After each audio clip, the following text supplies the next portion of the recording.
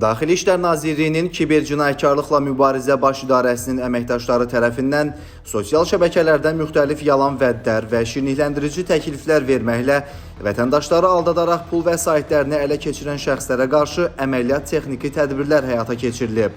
Tədbirlər zamanı sosial şəbəkələrdə saxta elanlar yerləşdirən və özünü internet saytlarının təhlükəsizliyi məsələləri üzrə mütəxəssis kimi təqdim edərək dələduzluqlar edən, əvvəllər də eyni əmələ görə məhkum olunmuş şəxslər Şahin Rəcəbov, Akşin Bədəlov, İlkin Niyazov və Cəfər Cəfərov saxlanılıblar.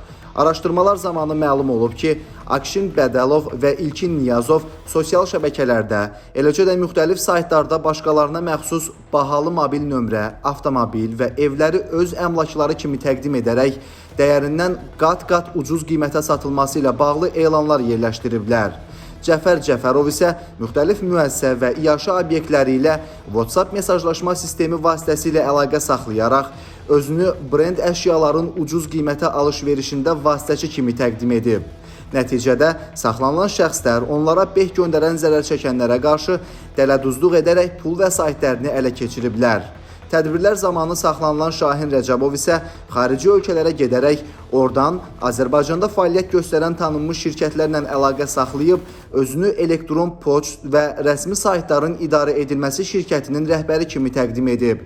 Daha sonra o, müəssisələrə məxsus domenlərin yerləşdiyi server və elektron xidmətlərin onun nəzarəti altına keçdiyini və ödəniş edilməyəcəyi təqdirdə onlayn xidmət sahələrinin fəaliyyətini tam dayandıracağını bildirib. Saxlanılan şəxs bu yolla qanunsuz olaraq əldə etdiyi vəsaitləri müxtəlif insanların adını olan hesablara köçürərək nağdlaşdırıb. Faktlarla bağlı Cinayət Məcəlləsinin müvafiq maddələri ilə cinayət işləri başlanılıb. Şahin Rəcəbov və Akşin Bədəlov barəsində məhkəmənin qərarı ilə həbs, digərləri haqqında isə alternativ qəti imkan tədbirləri seçilib. Bir daha vətəndaşlara sosial şəbəkələrdən istifadə edərkən ayıq-sayıq olmağı, reallığına şübhə etdikləri elan, müraciət və çağırışlara aldanmamağı, tanımadıkları şəxslərə onlayn qaydada ödəniş etməkdən çəkinməyi tövsiyə edirik.